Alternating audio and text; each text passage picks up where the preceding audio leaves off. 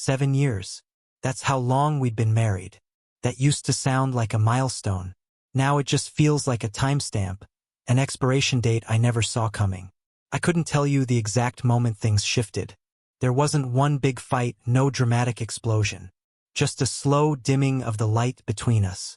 Silence settled in like dust in an empty room. Not hostile, not loud, just always there. Thick, lingering, constant. She worked crazy hours at a law firm downtown, partner track at one of those places with glass offices and marble floors. I managed a production team at a furniture plant 30 minutes outside the city. We saw each other in fragments. Morning coffee, laundry folding, passing comments about groceries or bills. We used to talk, laugh even. Somewhere along the way our words dried up. Or maybe we just stopped offering them to each other. At first I thought it was the stress. Her job was brutal. Late nights, impossible clients, senior partners breathing down her neck. I tried to be patient. I figured if I picked up the slack at home, if I made things easier for her, we'd find our rhythm again. I started doing the grocery run solo, walking the dog more, making dinner when I could. I thought I was being a good partner. She didn't complain, so I assumed it was working. But you start to notice the small things. The way she kept her phone face down at dinner. The way her smile became a polite reflex. The way her eyes never really looked at mine anymore. I talked to her and feel like I was tossing words into a well with no bottom. No splash. No echo. Just swallowed whole. That Wednesday night felt like any other. I got home a little after 7, the plant running behind again. The porch light was on. Porch swing swaying slightly in the wind, but no one sitting in it. I stepped inside and found her in the kitchen. Back to me, chopping zucchini. She was wearing those old gray sweatpants and one of my college hoodies, sleeves rolled up to her elbows. "Hey," I said, setting my keys on the counter. She didn't turn around. "Hey," she said flatly. I leaned against the doorway, watching her hands move methodically. The blade tapping the cutting board in a rhythm that felt robotic. She wasn't humming like she used to. No music playing. Just the dull click of the knife and the hum of the fridge. "Need help?" I offered. "No, I've got it."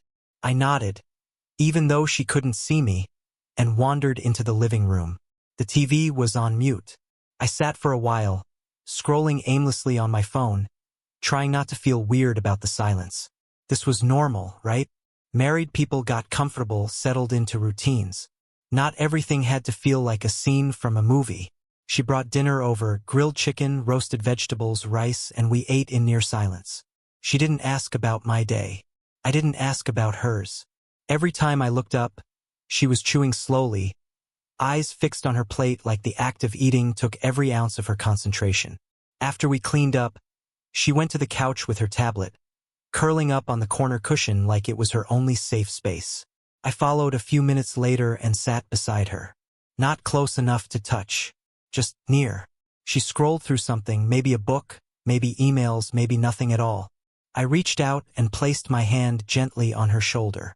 She didn't flinch, didn't pull away, didn't lean in. She just spoke. "I'm tired of all of this." I froze. "Tired of what?" She didn't look up. Being someone's wife. Pretending. Trying. My mouth opened, but nothing came out. The sound of those words, they weren't angry.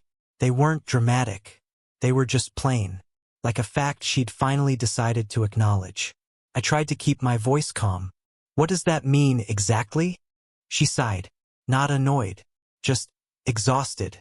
"I'm tired of playing the part. Of expectations. Of being touched when I don't feel anything. Of smiling like we're okay. I don't want to do this anymore." "You're saying you want a divorce?" "No. I don't know. I just want things to be simple. I want space. No pressure. No more pretending to be something we're not." Her words were sharp and dull at the same time. I couldn't even place the emotion I was feeling. It wasn't betrayal. It wasn't rage. It was emptiness. Like someone had reached inside me and flicked a switch, and now all the lights were off. I stood up without really thinking about it and walked into the kitchen. I stared out the window over the sink, hands resting on the edge of the counter. She didn't follow me. I didn't expect her to. Couldn't sleep that night. I lay in bed staring at the ceiling while she lay beside me, her breathing slow and steady. Not a word between us. She didn't reach for me. I didn't reach for her. The space between us felt like a canyon, and I had no idea how to cross it. The next morning, I woke before dawn, sat on the porch with my coffee, and listened to the birds waking up. It used to be our thing those early hours before the world stirred.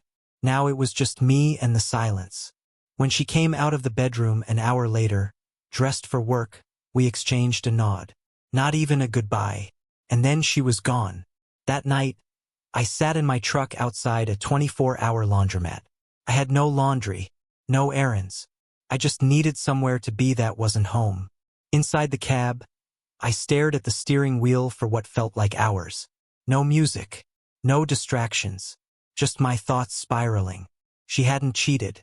She hadn't screamed or thrown things.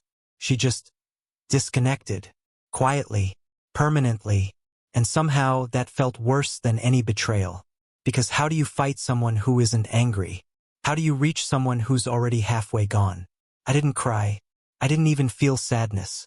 Just a strange numbness that wrapped itself around my chest and refused to let go. And in that moment, I knew whatever this was between us, whatever we built, it wasn't enough to hold her anymore. And maybe, deep down, it wasn't enough to hold me either. I didn't argue with her. I didn't demand explanations or make some big speech about how much I'd given up to make this marriage work. I think that surprised both of us. Instead, I started getting up early. At first, it was just to K*LL the silence. Waking up before the alarm meant I didn't have to face her groggy indifference in the kitchen or the way she brushed past me in the hallway without a word. I could leave before her day even began, like a ghost slipping out before the sun. I bought a used bike off a guy on Craigslist. It had scratches on the frame and a rusty chain, but it worked. Every morning at 5:15, I'd ride loops around Lake Travis while the sky was still purple and the mist clung low to the ground. I wasn't chasing endorphins or trying to get in shape. I just needed to breathe, outside of her orbit. The world was quiet out there. I'd ride until my legs burned and my mind emptied.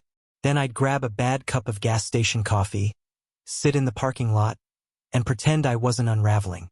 It didn't take long for other parts of me to wake up too. At work, I stopped going through the motions. I took on harder projects. I redesigned half the production workflow and shaved 2 hours off our shipping timeline. It wasn't about climbing the ladder.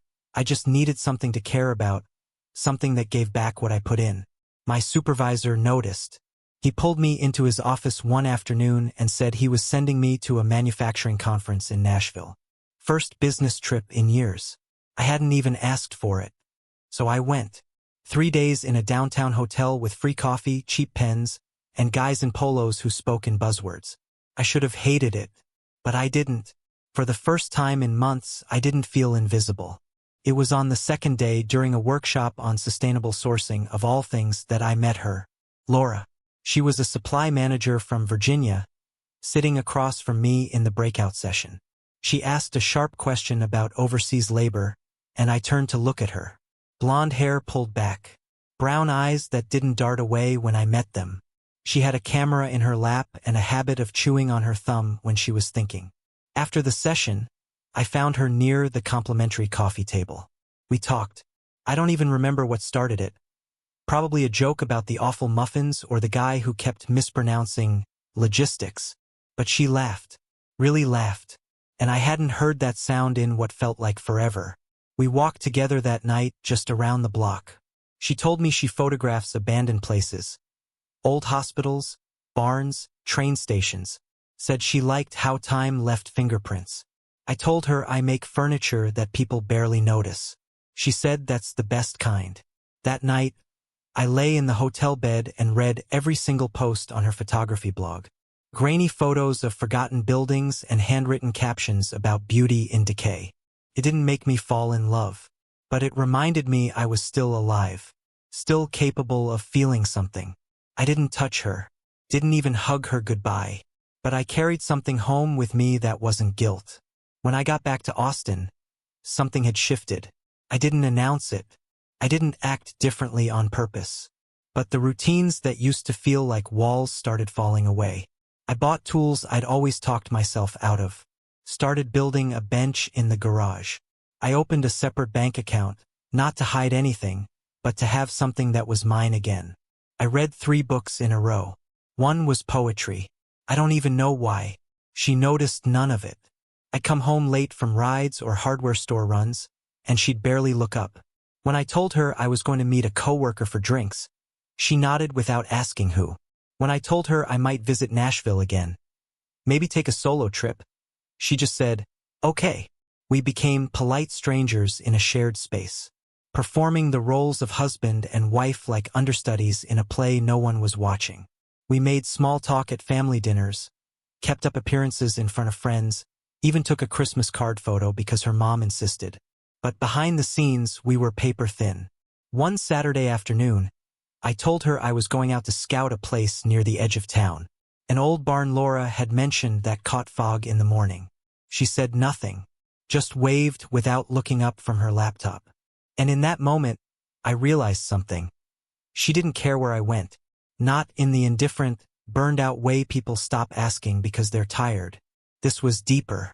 She didn't want to know because knowing would mean acknowledging something real, something she'd have to engage with. So instead, she let me drift, quietly, conveniently, while pretending we still had something worth anchoring. I don't think she even saw it happening. But I did, and I was starting to wonder if freedom could come not with doors slamming or final fights, but with silence, with the slow, steady release of things you used to clutch so tightly. 2 months later, she started watching me. First, I didn't notice. I was too busy moving forward in my own quiet way, riding in the mornings, working late, spending weekends in the garage, finishing that bench and then starting on a side table just because I could. I wasn't hiding anything.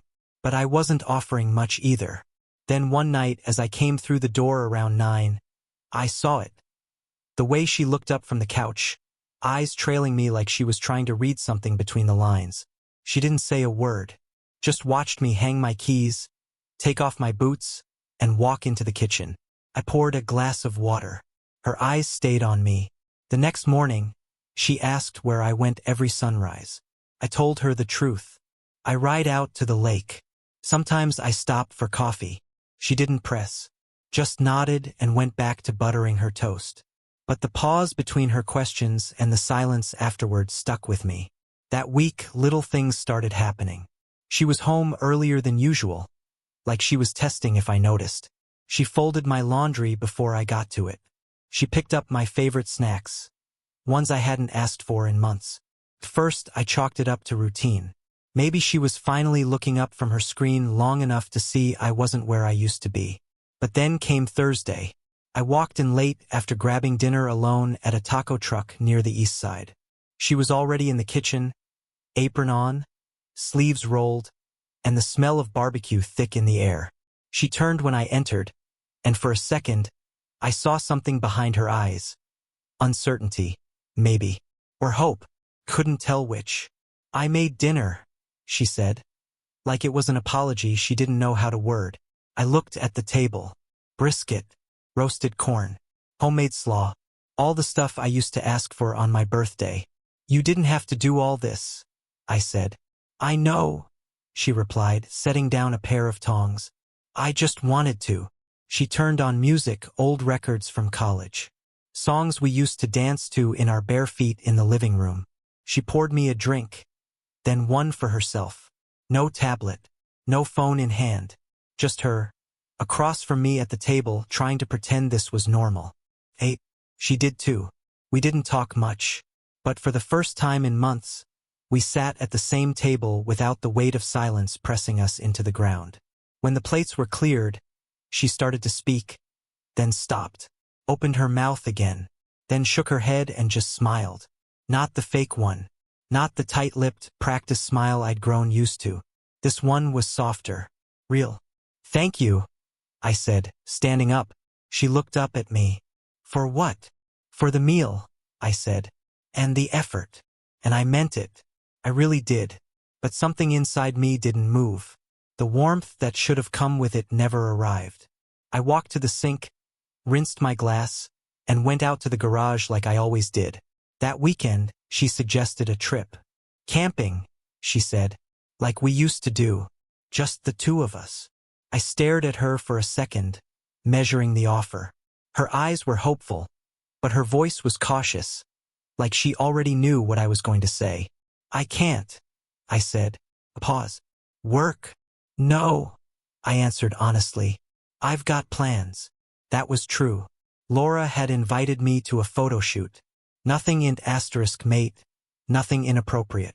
Just a group of photographers meeting at sunrise to capture an old barn on the outskirts. I wasn't even sure why I'd agreed to go. Maybe to help carry gear, maybe just to stand in the fog with someone who saw the world in angles and light. Plans? She repeated, her voice thin. I nodded. She didn't ask what kind. She just looked down at her hands folded in her lap, then nodded too, as if agreeing with something only she could hear. That night, she sat beside me on the couch again. Not close, not far. She didn't scroll through her tablet. Just sat there, hands in her lap, watching the TV without really seeing it.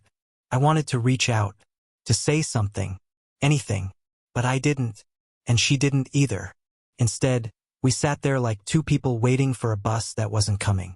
Somewhere in the distance, I heard a train whistle, and I thought about how sound travels through space long after the source is gone. She never asked about Laura. I never mentioned her name. But sometimes, when I was leaving for a ride and I felt her eyes follow me from the hallway, I wondered if she knew. Not the details, not the logistics, but the truth underneath. That I had *N to shift. That the gravity holding me in orbit around her had weakened. That whatever tethered us had been fraying for longer than we wanted to admit. She didn't cry. She didn't accuse. She didn't throw things or demand answers. Maybe she thought silence would keep the peace. Maybe she believed that if she ignored the change, it would somehow reverse. But she noticed. Maybe not at first. But eventually she noticed. And I think what scared her most wasn't that I might leave. It was that I might already be gone.